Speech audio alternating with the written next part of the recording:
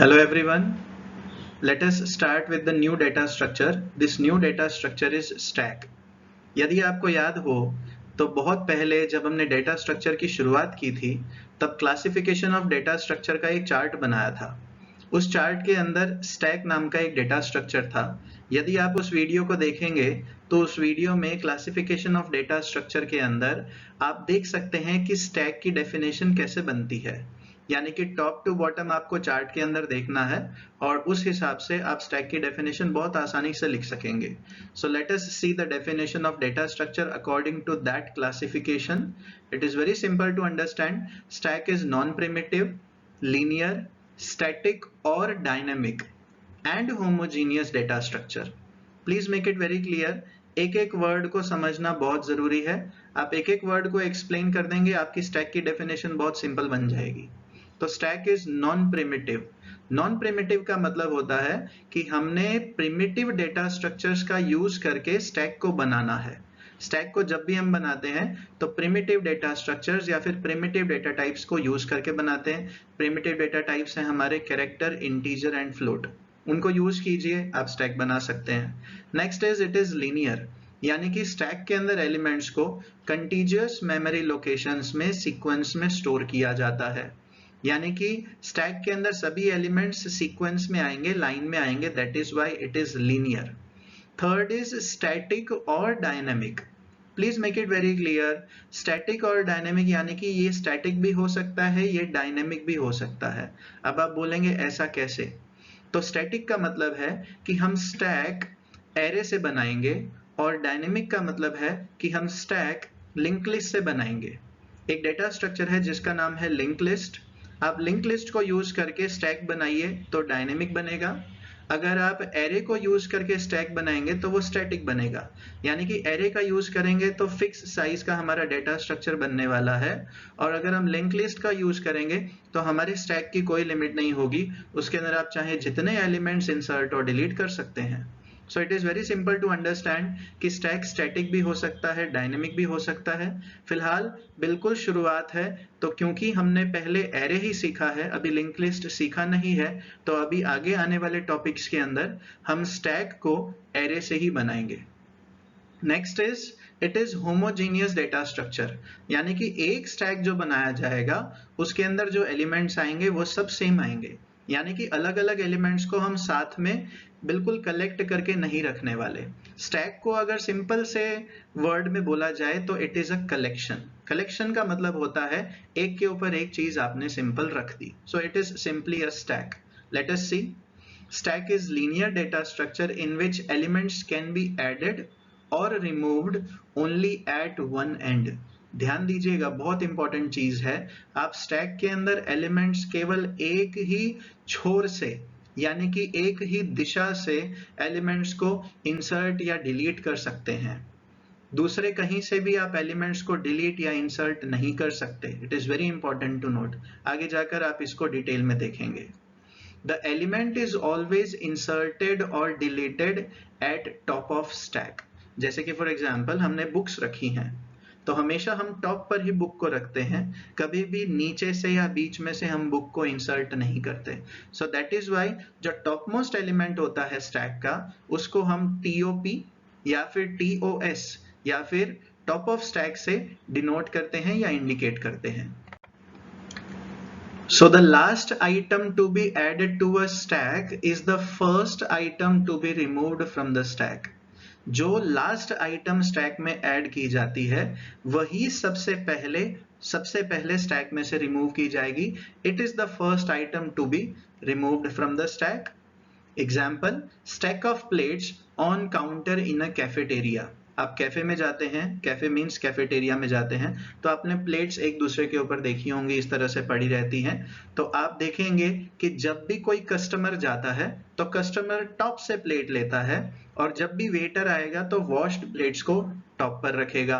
So during dinner time the customer takes plates from the top of the stack and the waiter puts the washed plates on the top of the stack, यानी कि सब कुछ top से ही किया जाता है, किसी और जगह से, मिडल से या लास्ट से हम नहीं कर सकते क्योंकि प्लेट्स गिर जाएंगी। It is very simple to understand. तो इसीलिए टॉप से एलिमेंट को हमें निकालना है यानी कि रिमूव करना है, और टॉप पर ही एलिमेंट को इंसर्ट करना है यानी कि हमें डालना है। Stack is also called as last in first out, very important, LIFO data structure और LIFO लिस्ट। लास्ट इन, जो लास्ट में इन होगा वो सबसे पहले आउट होगा यानी कि फर्स्ट आउट होगा, that is why it is called as last in first out data structure. And it can also be called as first in last out, that is FILO data structure या फिर फिलो list, क्योंकि जो पहले इन हुआ है, जो first in हुआ है, वो लास्ट में आउट होगा, so that is why it is called as philo list. This is because the element added at the top is the first to be removed.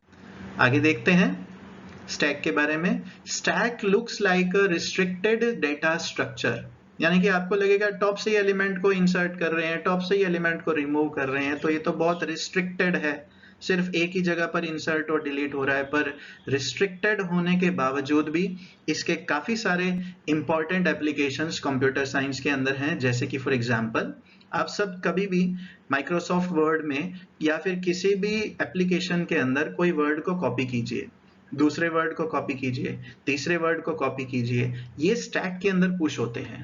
First word is copied into the stack, then second word, then third word, इस तरह से stack के अंदर push होता जाता है। और जब आप पेस्ट करते हैं तो सबसे लास्ट वाला पहले पेस्ट होता है। हमारे पास उसके अंदर एक ऑप्शन भी है, अगर हम चाहें तो उसे रिवर्स ऑर्डर में भी पेस्ट कर सकते हैं। सो एग्जांपल में वही दिया गया है, we can use one feature of Microsoft Word that is copy, that feature wherein we can copy multiple texts, images and paste them in reverse order.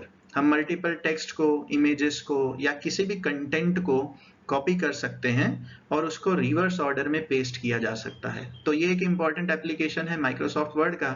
आप सोचिए कि वो स्टैक का इस्तेमाल करता है। सो it is very important data structure.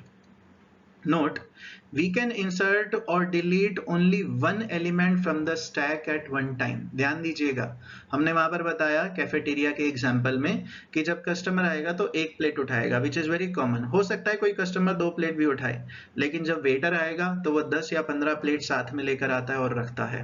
But आपको ऐसा अज्यूम नहीं करना है।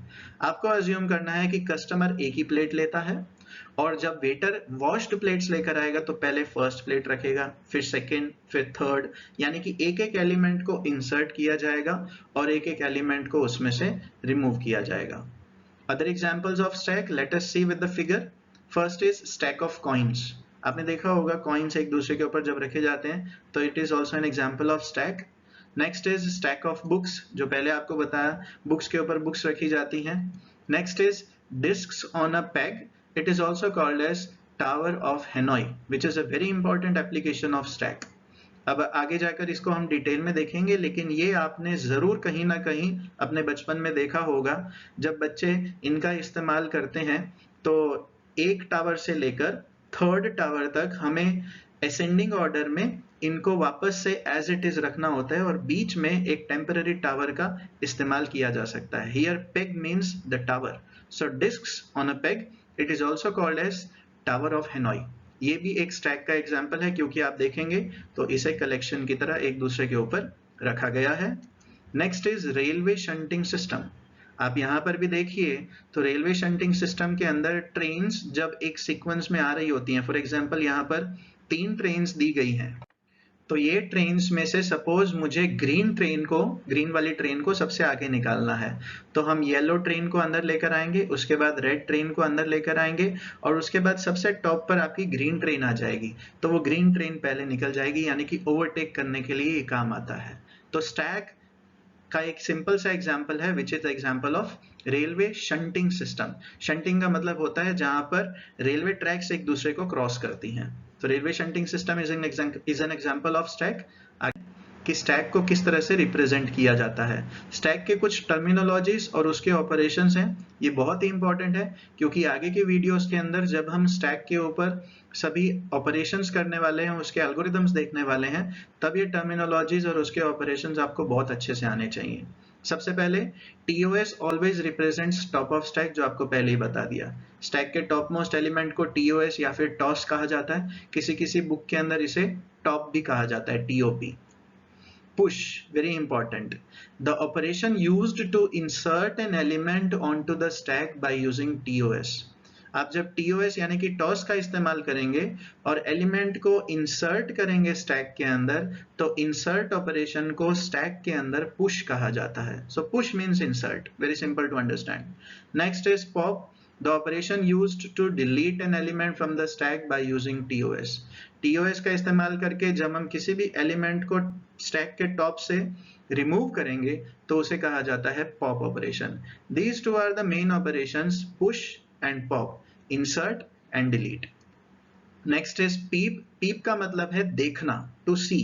सो the operation used to see the top most element by using TOS। ध्यान दीजिएगा, स्टैक इस तरह से कलेक्शन रखा हुआ है। अगर मुझे एलिमेंट को देखना है तो मैं केवल टॉप मोस्ट एलिमेंट को ही देख सकता हूँ, नीचे कौन से एलिमेंट है मैं वो नहीं देख सकता। तो इसीलिए पीप केवल टॉप मोस्ट एलिमेंट के लिए ही किया जाएगा। So we see only the top most element of the stack. And last is change, यानी कि जब मुझे एलिमेंट को चेंज करना है यानी कि बदलना है तो भी टॉप मोस्ट एलिमेंट को निकाला जाएगा, उसकी जगह पर न्यू एलिमेंट को रखा जाएगा। So this operation is used to change the top most element by using TOS। यानी कि टॉप मोस्ट एलिमेंट को रिमूव करो और नए एलिमेंट को उसकी जगह पर रख दो। So this is the change operation. Very important, two conditions, stack overflow and stack underflow. ये दो कंडीशंस बहुत ही इंपॉर्टेंट है। स्टैक ओवरफ्लो का मतलब है कि when the stack becomes full and no more insertion is possible. जब आपके स्टैक के अंदर आप एलिमेंट पुश करते जाएंगे यानी कि इंसर्ट करते जाएंगे और एक लिमिट आती है कि उसके बाद आप एलिमेंट को पुश नहीं कर सकते, then this condition is called as stack overflow। and stack underflow यानी कि जब आप स्टैक के अंदर से एलिमेंट को रिमूव करते जाएंगे और फाइनली स्टैक के अंदर जब एक भी एलिमेंट नहीं रहता है तब आप एलिमेंट को रिमूव नहीं कर सकते, खाली हो गया। So that condition is called as stack underflow. Please note, stack overflow condition तभी आएगी जब आप स्टैक को एरे से बनाएंगे, क्योंकि सपोज आपने एरे की मदद से स्टैक 5 का डिक्लेयर कर दिया, तो 0 1 2 3 4 आपने 5 एलिमेंट्स डाल दिए 0 से लेकर 4 तक। अब आप 4 के ऊपर 5th एलिमेंट नहीं डाल सकते क्योंकि स्टैक का फिक्स साइज है, it is static. Link list में स्टैक कभी भी ओवरफ्लो नहीं होता। There is no condition of stack overflow in case of link list, जो हम आगे देखेंगे, क्योंकि उसके अंदर कोई लिमिट नहीं है इंसर्ट करने की। सो it is very important, stack overflow and stack underflow condition केवल एरे के अंदर आती है, लेकिन स्टैक अंडरफ्लो कंडीशन केवल लिंक लिस्ट के अंदर आती है। लिंक लिस्ट के अंदर स्टैक ओवरफ्लो कंडीशन नहीं आएगी, इस पॉइंट को याद रखिएगा जनरल नॉलेज के लिए। Suppose we declare a stack of 4 elements। Suppose 4 elements का हमने स्टैक डिक्लेयर किया। इस तरह से आप प्रोग्रामिंग लैंग्वेज में लिखेंगे by writing int s of 4, तो आपका 4 का स्टैक डिक्लेयर हो जाएगा। जब आप स्टैक को इनिशियलाइज करेंगे, स्टैक का नाम है s, जब आप उसे इनिशियलाइज करेंगे स्टार्टिंग में, बिल्कुल शुरुआत में, टॉप ऑफ स्टैक को -1 कर दीजिए। ये बहुत इंपॉर्टेंट है, स्टार्टिंग में टॉप ऑफ स्टैक को हमेशा -1 करना है, यानी कि TOS equal to -1, simple initialization. For insertion, जब भी एलिमेंट को आप इंसर्ट करना चाहते हैं टॉप ऑफ स्टैक को आप बढ़ाइए।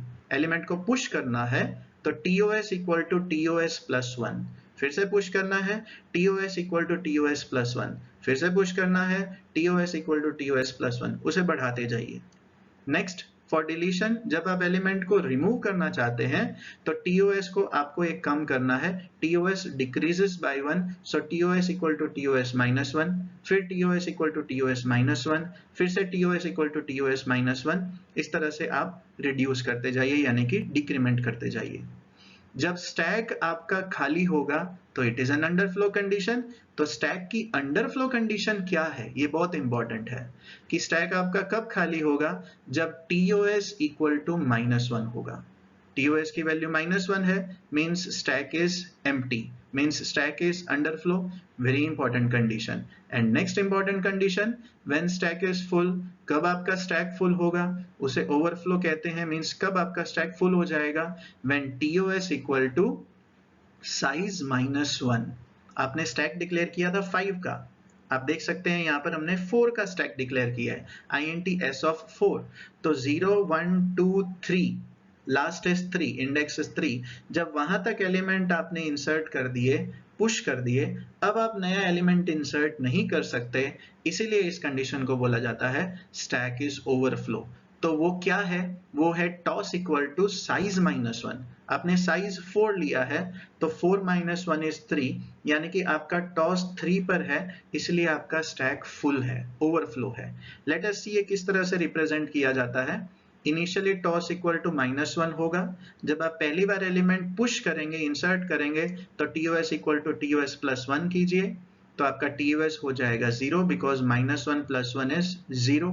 उसके बाद आपका एक एलिमेंट आ गया 11। नेक्स्ट एलिमेंट पुश करना चाहते हैं आप, तो TOS equal to TOS plus 1 कीजिए, तो 0 + 1 हो जाएगा आपका 1। आपका नेक्स्ट एलिमेंट पुश हो गया।